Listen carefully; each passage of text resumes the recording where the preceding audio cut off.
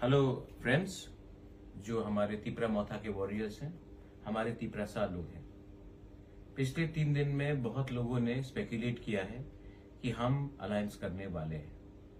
मैंने पहले भी कहा था और आज भी मैं कह रहा हूं कि जब तक हमें राइटिंग में गवर्नमेंट ऑफ इंडिया नहीं बोलेगा कि हमारा डिमांड को, कॉन्स्टिट्यूशनल सोल्यूशन को आप पूरा करेंगे, मैं अलायंस नहीं करूंगा। बहुत लोग विश्वास नहीं करते, क्योंकि मैं आपको ब्लेम भी नहीं करता, क्योंकि 46 इयर्स में 1977 के बाद हर regional Tiprasa political party Delhi गया है और कुछ ना कुछ एग्रीमेंट करके लाया है इलेक्शन के पहले और इलेक्शन के बाद तिपरासा को कुछ नहीं मिला। मैंने पहले से कहा था और आज भी कह रहा हूं कि no compromise on our demand. मैं दिल्ली गया, हम लोग सब दिल्ली गए, हमने उनका बात सुना। अगर हम नहीं जाते तो बोलते कि बुलाने के बाद भी नहीं गए, हम गए, अच्छे तरीके से उनका बात सुना और मेरे दिल में एक बात क्लियर है कि उन्होंने राइटिंग में कुछ नहीं दिया है।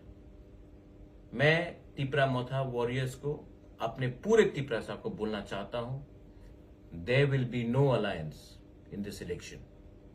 आज हम लोग अपना कैंडिडेट नाम डाल रहे हैं और ये बात पूरा क्लियर हो गया है। मीडिया मुझे फोन करके तंग ना करे, मैं अलायंस नहीं कर रहा हूं। मैं इस इलेक्शन में फाइट करूंगा और उनको हराने के लिए फाइट करूंगा जो हमारे डिमांड के खिलाफ है।